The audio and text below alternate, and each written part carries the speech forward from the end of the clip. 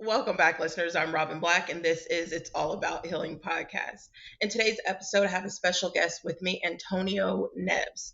He is the founder of Man Morning. It's a popular newsletter and community designed to help growth minded men start their day with intention, inspiration, and empowerment. He also is the author of Stop Living on Autopilot. So, Antonio, how are you today? I'm doing good because we were chuckling before we hit record, so I'm already feeling pretty good. Thank you for having me. No problem. Thank you for coming on. So, can you tell the listeners a little bit about yourself and about your book? Yeah, well, the internet will tell you that I'm the author of Stop Living on Autopilot. It will tell you that I'm a speaker who travels all across the world to deliver keynotes on workplace engagement, leadership, and community. The internet will tell you that I'm an award-winning journalist for over 10 years in New York City. I was a reporter and correspondent with major networks like NBC, PBS, and BET networks. And as you mentioned, I'm a founder of the Man Morning community and newsletter. But that's what the internet will tell you. And for me, it's always fun to remind people that the internet tells a story, but it can Hmm. never tell the whole story. The truth is, I'm Gigi's husband, and I'm Uh-huh. August and Harper's dad. Like that's Aw. the nitty gritty of how I identify. And when I identify like that, it helps me show up better Uh-huh. in the world because we can get into this later. For so long, I focused on what the internet said and all that stuff versus, what's going on right here. Stop Living on Autopilot, which came out in 2021 and is now available all across the world. Long story short, I know in life, people can find themselves quote unquote successful, but stuck. They can be like they're on cruise control. They're just going through the motions in life and things are good, but it's kind of like they feel this tap on the shoulder, like this is good, but I'm just going through the motions. And I Right. had an experience like that like 7 years ago myself. According to the internet, everything was perfect. But behind the scenes, my life was a hot mess. I was struggling in my marriage. I was struggling to connect with my kids.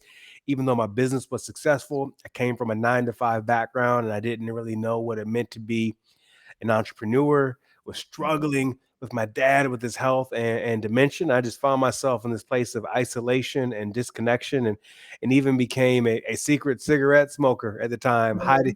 hiding in alleys wearing a bright green gardening glove, smoking cigarettes so my wife didn't smell the smoke on my Yeah. hands.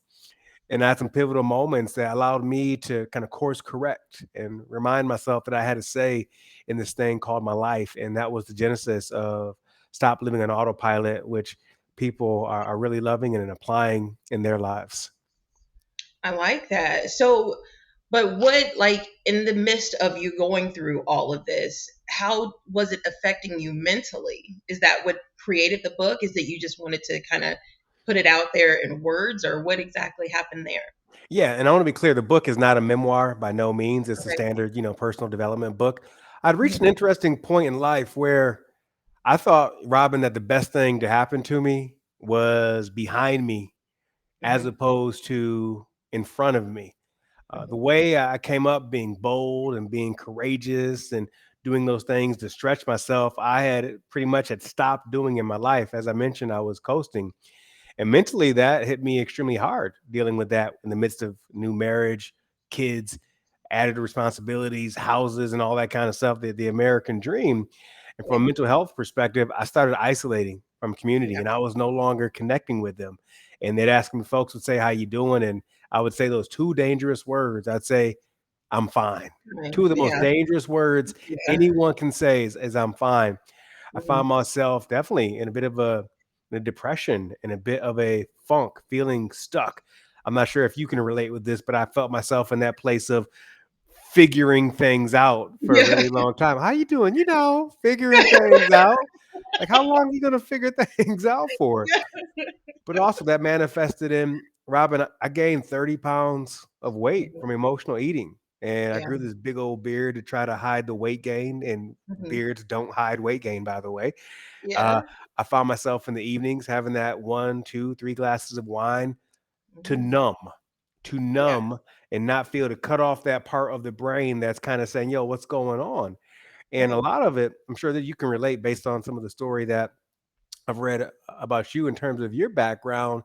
there was a self-actualization. There was a full being of me that wanted to show up, but I Uh-huh. kind of put the brakes on that person, and he was just inside fighting to come out. And so from a mental health perspective, I was struggling, and I was fortunate, very fortunate, that not only did I have a supportive wife, but I had an amazing supportive community of men that had my back during that time as well. Oh, I like that. And I like that you listen to my podcast. That means a lot. Um, what do you feel makes you the man that you are today? Wow, I think like all of us, again, it's the, I think most great advice comes from pain. Yeah. Unfortunately, I think a lot of us have gone through some challenging periods in our life that have built up grit, that have built up perseverance, that has built up resilience. I had an interesting upbringing in small town Michigan, where I was raised, not far from Michigan International Speedway, where they have NASCAR races. And Hmm. before I graduated from high school, I moved over 15 different times. Between my mother and father are a total of 6 divorces between Hmm. them. There's a period of my life when I knew what it was like to live in a shelter for battered and abused women and Hmm. children. And I don't share that for anyone to feel sorry for me or to say, woe is me. I share Hmm. that because growing up, even though I was experiencing these things, somehow inherently I knew that there had to be another way. Yeah. There had to be another direction to pursue life. And for me, I knew early on that I wanted to go to university and I wanted to go to college. I was fortunate enough to be that first generation college student at Western Michigan University. And I walked on the track and field team there. Hmm. And it was through those kind of efforts that I was able to grow. I think one of the biggest, arcs in my life was after my freshman year of college, Robin, I went back home and worked at a factory all Hmm. summer. That's what I thought you did. And then I Right. went back to school for sophomore year and I found out about these things called internships. Right. And I got an internship in Detroit. And for me at the time, Detroit might as well have been New York City, because Yeah. Detroit was like, whoa, big city. And then Uh-huh. that led to learning about other internships. And I got internships down in Florida at Walt Hmm. Disney World. And then that led to meeting people from all across the country and all across the world. That led to studying abroad in Right. Spain. And those Uh-huh. steps from factory to Detroit to Walt Disney World to studying abroad, that gave me the courage, that gave me the confidence to, after I graduated, to find my way to moving to New York City, the cliche story of having less than $1,000 in my bank account with the goal of breaking into the television industry. And 3 years later, three Yeah. years later, after sleeping on couches and working who knows how many jobs and working at H&M and serving food, I Uh-huh. finally had my big break in New York City. So it was the challenges that Right. have allowed me to get to where I am today. And let's be clear, I'm still growing. I still have a lot to learn, but it's the challenging times that have greatly informed and shaped who I am. And I'm sure with you and your background, you can relate to that as well. Absolutely. I agree with that 100%. So what made you decide to gear your experience or your, I guess your, maybe your adversities birthed what you put together for men? Like, explain to us a little bit about what made you decide to go on Yeah. So as I mentioned, when I was going through that challenging time, a little over that. 7 years ago, one thing that I was part of was this weekly men's group. And it was called Man Morning, is what we called it, because we met every Thursday at 7 a.m. for a walk or for a hike. And what was amazing about meeting first, we met at 7 a.m. as opposed to 7 p.m. Hmm. And conversations that you have with friends over coffee or tea at 7 a.m. are very different than the conversations you have over cocktails at 7 p.m. Not that Right. there's anything wrong with that, but that intentionality of meeting in the mornings was just a powerful way to kickstart the day. And in those meetings with those men where we would walk, we would talk about business, finances, relationships, challenges. One, I learned that I wasn't the only one that was going through what I was going through. Other Yeah. people had experienced it previously or in the past, and they shared their feedback and they gave, really great advice to support. And then as I continue to do research in this field over the past few years, you realize the numbers of when it comes to loneliness in men are extremely high. Right now, Robin, it's estimated that 1 in 7 men do not have a close friend. It's Hmm. also estimated that 50% of men are not happy with their current friendship circle. And when it Mhm. comes to go getting support and encouragement, talking about challenges, um, as you and I talked about offline before we hit record, a lot of men don't aren't willing to speak to other men and say the same way women will go talk about these things. So what happens is that these men end up in a vacuum. And what's Yeah. wild is I'm talking about men who on the surface, they're good. If you looked at their LinkedIn profile or you looked at their resume, you may consider this man successful. He has Mhm. checked off all the boxes of the American dream. But inside, he's on autopilot. He's on cruise control. Maybe he's Yeah. having some challenges for things he hasn't encountered. It's kind of like having a manual for life and you get to a certain point, then you turn the page and you realize it's over and you Yeah. got to figure it out. And as I've traveled across the world delivering keynotes on stop living on autopilot and different topics, these men come up to me after the events and say, I don't have a community. I don't Mhm. have friends. I am disconnecting. I am feeling that loneliness deep inside. So, what I wanted to create was this community where it was all about getting better, Yeah. support, and getting better. And it's specifically for growth minded men because those folks that are hungry for that change, who are willing to commit versus, say, making excuses for this or that. And the feedback so far in this newsletter, which has quite a few thousand men signed up on it, and there are man morning chapters that are starting all across the country. The feedback has been phenomenal because dudes are finally saying thank you. Somebody's speaking to me, and I no longer feel guilty about how Mhm. I'm feeling. Yeah. And so would you say like that men also have a lot of insecurities? Oh, Like that? I wouldn't. Yes, 100%. How do I know? Because I've had these insecurities, but Okay. for a lot of dudes, it's most men just don't advertise that, right? We don't Right. we don't want to say those things out loud. Sometimes Right. with our spouses, we don't want to show that quote unquote weakness, if you will, to our Mhm. spouses. So we hold it all in. And a Mhm. lot of men, and this is people in general, especially over the past few years, are what I like to call emotionally constipated. Uh-huh. They have a backlog of emotion. There is some anger, there is Yeah. some sadness, there is maybe some joy that they just have not been unable to let out of their system. And we wonder why sometimes these big explosions happen, whether it's road rage or dumb arguments that happen on Mhm. vacation or snapping at your kid for doing something that a kid does.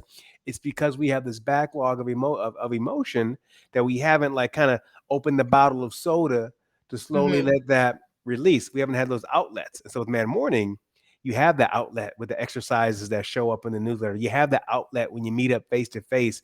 And it's not just, hey, what's up? What's new? No, there are Right. intentional questions or themes that we are asking one another. And men, I'll just add, there's a lot of guilt that men feel as well. And a lot of people, some people could listen to this and say, we need to quit talking about men and their issues. But men are a critical part of society. And we need to talk about them. A lot of men feel guilty as well. Like they feel like they can only do like two things. They can work and they Mhm. can be a family person. They can do these two things, but they have other interests, things that feed them, things that nourish them that they feel guilty about doing them. So they are a just a shell of themselves. And we're not getting that full person and all of their gifts, right? We want all of Mhm. those gifts to show up at home with their families in their work and beyond. So guilt can be really, really heavy and they don't say how they're doing out loud enough. Mhm. Definitely, because it seems like men internalize a lot more, where women we verbalize. But Oh, what can you elaborate a little bit more on what makes you feel guilt? we are I'm not the understanding yeah. Well, I'll tell you firsthand. Like I have interest outside of my family and that. Uh-huh. work, but it's Okay. as if society tells us you can do one of two things. You can focus on your family and you can work, but you can't have that hobby. You can't meet with the guys for that weekend away. You can't do this. So we feel like we're kind of pigeonholed into a corner. Like just imagine standing in a corner and you feel like yeah, I can do this, I can do that. You have a wall, right? You look left, there's a wall. You look right, there's a wall. But then we don't realize if we turn around, there's like this whole open room Hmm. available to us. Yeah. But we feel guilty about, again, doing things that will nurture us, that will help us grow. I think that guilt shows up for one reason because we're not articulating how we're truly feeling. We're not sharing with our Oh, spouses what's going yeah. on. To your point you mentioned earlier, we're holding so much inside. We're not really saying what's up. And the truth Yeah. is, look, we don't necessarily always, we can't expect our partner, our wife, to be everything to us. Hmm. That's why men's groups are so important. That's why therapy is so important. That's why working with a coach can be so amazing because we can get some of these things out of our system that otherwise would just be backlogged.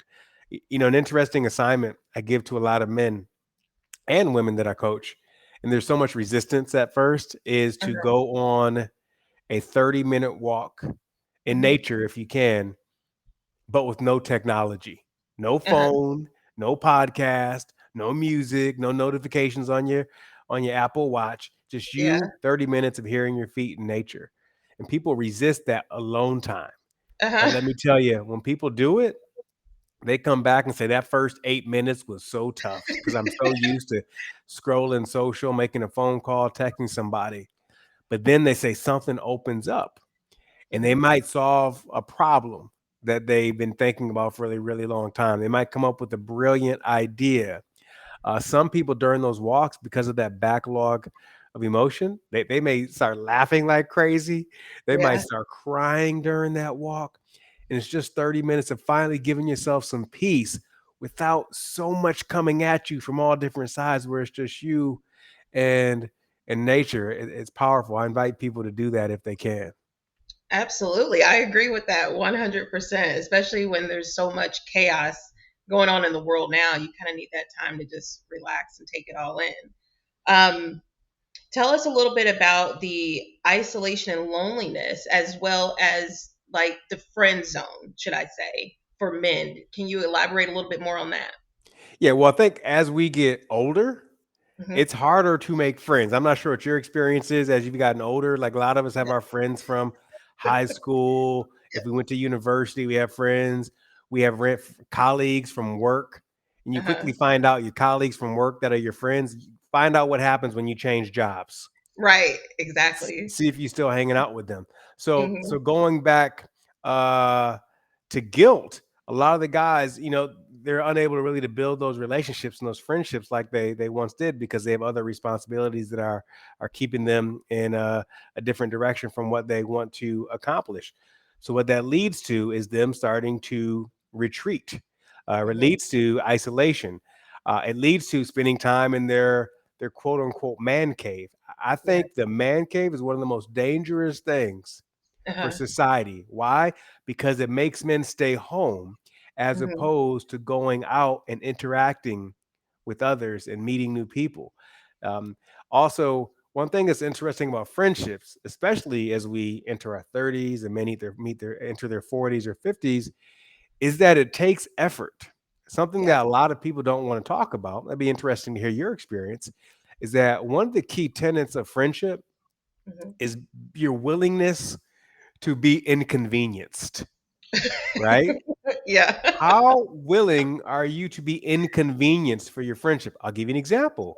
We Hmm. meet Thursday mornings at 7 a.m. for our man morning hike here in LA. Yeah. LA is a big town with a lot of traffic. Sometimes just to go 8 miles, it can Hmm. take more than 45 minutes. That's Yeah. an inconvenience. But once I Right. get there and I show up, I'm so glad I'm there. Right. In this day and age where it's so easy, Robin, to Hmm. call Uber or Lyft to pick somebody up at the airport, when Yeah. your friend says, "Hey, can you pick me up from the airport?" and you look at them like they're crazy because you're Right. like, you take, but when you actually go and you're inconvenienced, but you go, how about that moment when they get in the car and all of a sudden Mhm. y'all start laughing and Yeah. talking? It's Yeah. worth it. Think about this. It's like if your friend says, "Hey, can you come over on Saturday and help me hang these cabinets in my garage?" Last thing I want to do is hang somebody else's cabinets in Right. their garage on Saturday. But when I go and an hour into the work, he opens up about a challenge in his marriage or Yeah. something not going good with the kid or at the work all of a sudden you're so glad that you Yeah. are there, and it wouldn't have happened otherwise. So I invite people to be willing to be inconvenienced. I'm old enough now. If somebody says, "Hey, we're meeting for dinner," and the reservation is at 7:30, I'm like, "What? That's late. 7 7:30? What you talking about? I'm trying to be, you know." But sometimes you got to meet your friends at 7:30 and get to bed a little bit later than you would like. So, um, that's what I say when friendships require being inconvenienced, and it's a beautiful thing, actually. Yes, absolutely. And would you say, because I know you spoke about friendship recession, would you feel, or would you say that technology has definitely caused majority of that recession? I think the pandemic, of course, played Hmm. a major role in that. There were some trips Hmm. we couldn't take. There were some outings we couldn't do. There were some hikes we couldn't, we couldn't go to restaurants, all those kind of things. And Hmm. that accelerated, that term that someone coined called the friendship recession. And then to Hmm. your point, yeah, technology, this thing right here, this thing Yeah, will fool you. This yeah, thing will fool you into really thinking you know what's going on in your homeboy's life. yeah. It'll fool you to thinking what's going on in your homegirl's life. You see pictures of their vacation, you see the LinkedIn post. I'm excited to announce I got this new position. And then, but you don't realize, like me, you would have saw that for me 7 years ago. Like, oh, Right. Tony's doing great. He's Hmm. speaking across the world, newborn twins, got the house with the white picket fence. But they didn't know that behind the scenes, life was a hot mess, had Right. gained all that weight, was in Hmm. marriage counseling, struggling to connect with my kids because I wasn't raised with the father for the vast majority of my life. So I was trying to figure out what it was like in real time to be a Yeah. father. Again, the internet, it tells a story, but it doesn't tell the whole story. And Right. further on that point, the whole texting thing and leaving messages on people's posts, that's not real. Like Yeah. it's just comes and goes. I always like to tell people, don't be deletable, Yeah. right? If instead of sending that email, hey, had a great time last night, or sending that text message, had a great time last night, where they can easily delete it or give it a heart or double tap or something like that. Uh-huh. Pick up the phone, Right. let them hear your voice.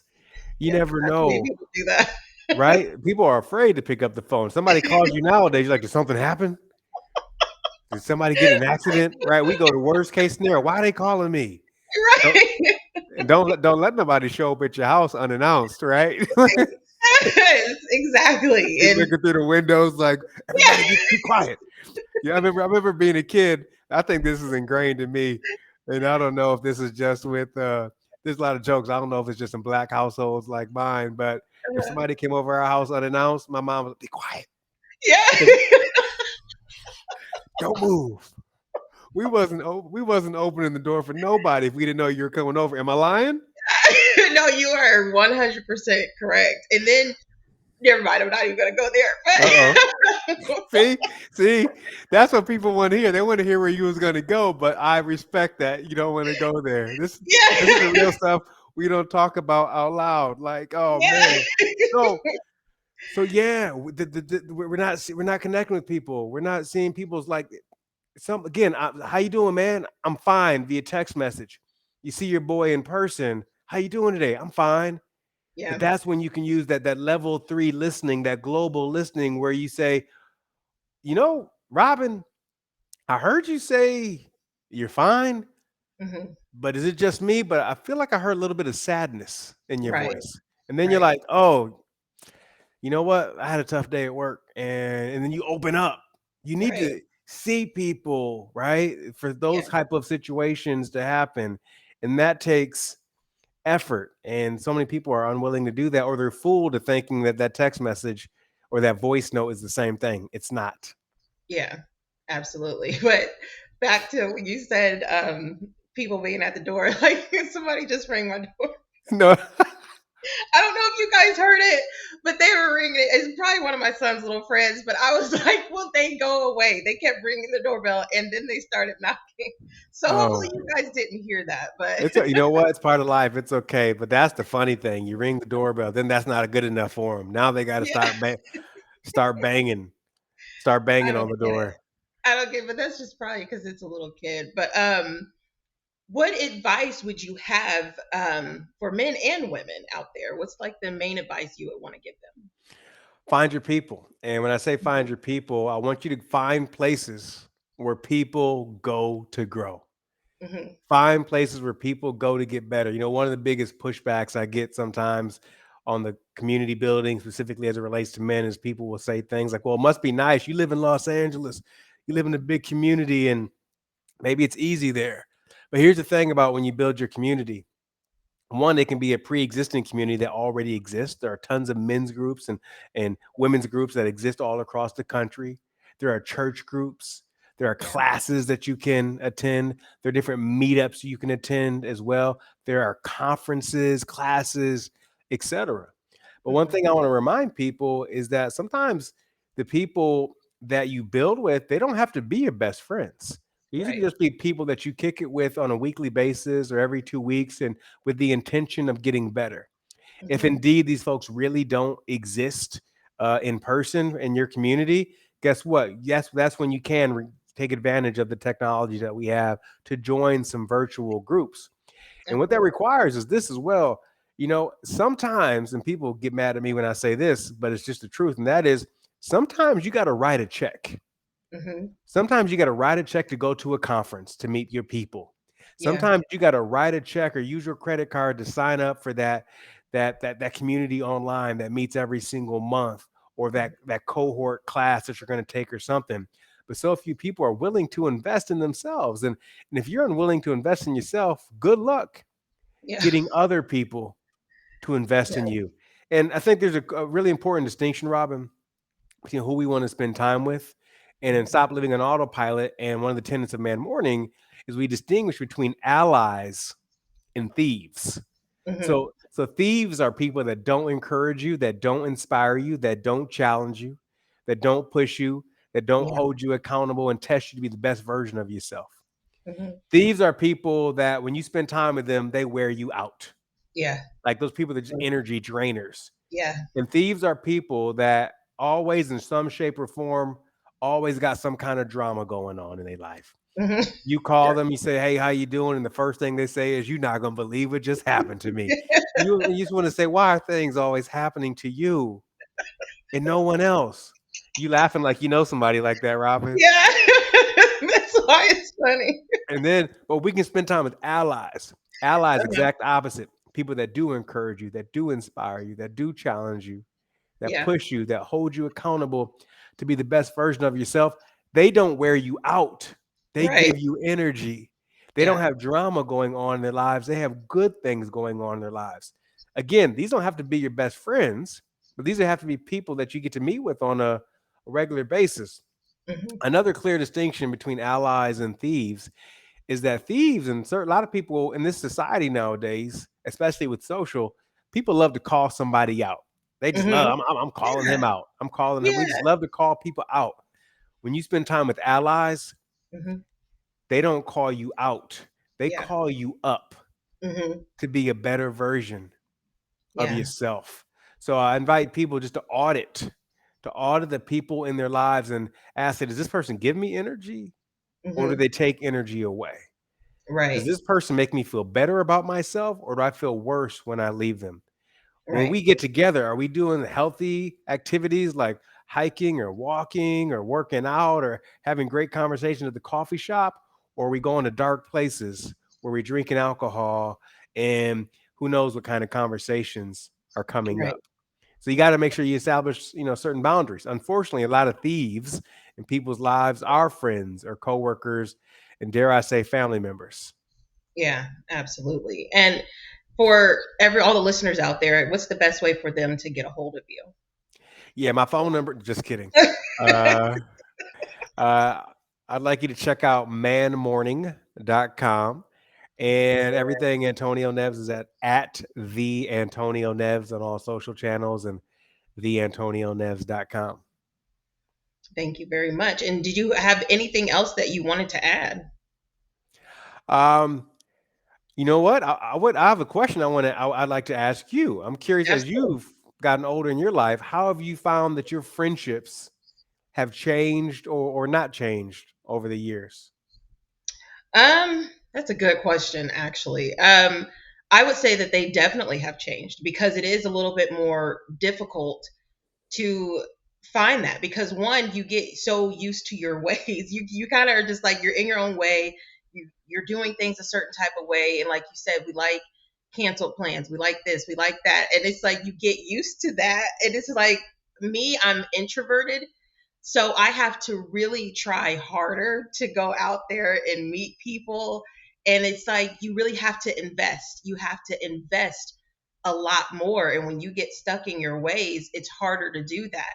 And I had to really dig myself out of that hole because I was used to just saying, wanting technology, wanting like the microwavable approach. I just wanted to just come to me and that'll be so much easier.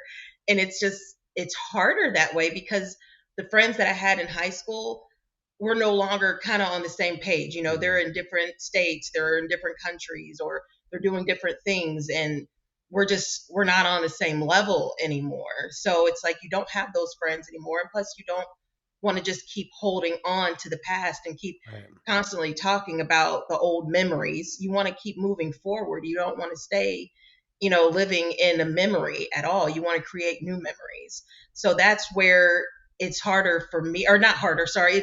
It's better for me to just keep moving forward if I still have those friends, because I do still have some, but I don't talk to them as much. But I'm all about new friendships, new communities, and just loving every bit of it and getting to know people. That way I can experience a lot more as well, because I definitely want to experience different countries and travel. So I'm looking forward to that. I love your answer, and you brought up such an important point. Is that we spend so much time thinking about old memories Hmm. as opposed to creating new ones. Yeah. How many people do we know that talk about the best years, right? The best Yeah. thing to happen to me. Typically, it's always behind them. Yeah. Ask someone, hey, what name three of the best things that ever happened to you? Most times they'll say maybe getting married, they'll say purchasing a home, they'll say having kids, Yeah.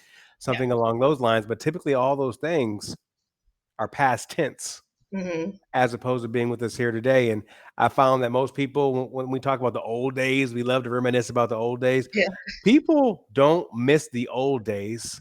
Hmm. They miss who they were in the old days, Right. You're exactly right. how they showed up, the optimism, the excitement, Yeah. you know, before certain responsibilities got the best of them. So I appreciate you for answering that question. No problem at all. Is there anything else that you wanted to add or No, ask? I've had a good time. I'm laughing with you like you a family member.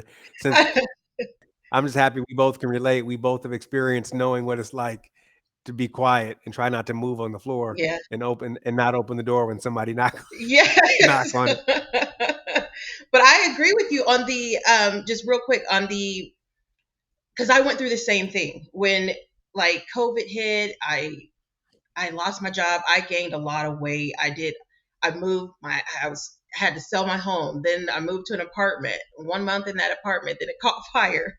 Then we had to move. Oh We were wow. in and out of hotels. And I just moved like a few days ago. Like we literally just moved back here. And I put on a lot of weight going through all that as well, doing all that. And honestly, I believe getting out there, doing podcast interviews, and just seeing and kind of relating with other people that they know what it's like to struggle, and we lift each other up instead of Yes. tearing each other down when we're already down. It's like, wow, for you to have gone through that, did that, and you're still showing up every day. That's making it. That's what success really is. So, I'm with you. Showing yeah. up. We got up today. We're here. I'm so appreciative of you and the work that you're doing on this platform. So I'm excited to keep following up along with your journey. Thank you so much. And again, everyone, again, this is Antonio Neves. And again, tell us one more time how to get a hold of you. Yeah, head on over to manmorning.com or theantonioneves.com. All right. Thank you guys again. This is Robin Black with It's All About Healing podcast. Everyone stay blessed.